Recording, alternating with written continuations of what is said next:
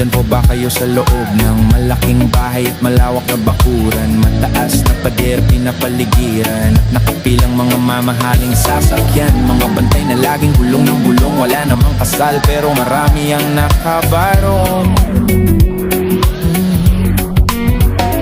Lumakas man ang ulan ay walang butas ang bubong. Mga plato at kutsara na hindi kilala ang tutong. At ang kanin ay simputi ng gatas na nasa kahon. At kahit na hindi Pasko sa lamesa ay may hamon. Ang sarap siguro manirahan sa bahay na ganyan. Sabi pa nila ay dito mo rin matatagpuan.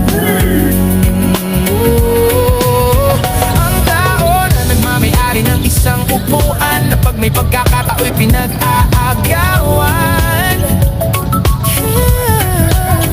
Kaya naman hindi niya pinakakawalan. Kung makikita ko lamang siya ay aking sisigawan.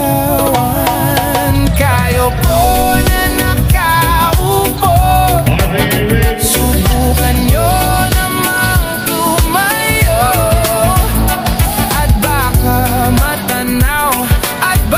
Matanaw na nyo ang tunay na kalagayan ko.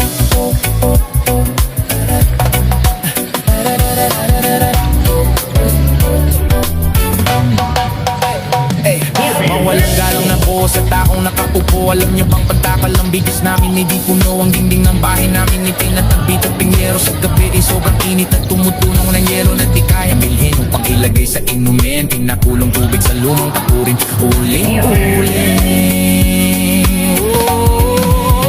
Gamit lang panggapong na inanod lamang sa estero na nagsisilbing kusina sa umagay aming banyo. Ang aking inay na may kayamanan, isang kaldero na nagagamit lang pag ang aking ama ay sumweldo.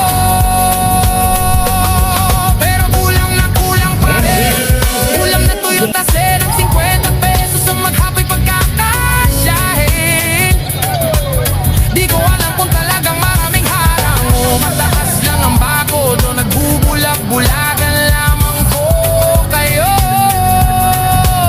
Kahit sa dami ng pera nyo, walang doktor na makapagpapalinaw.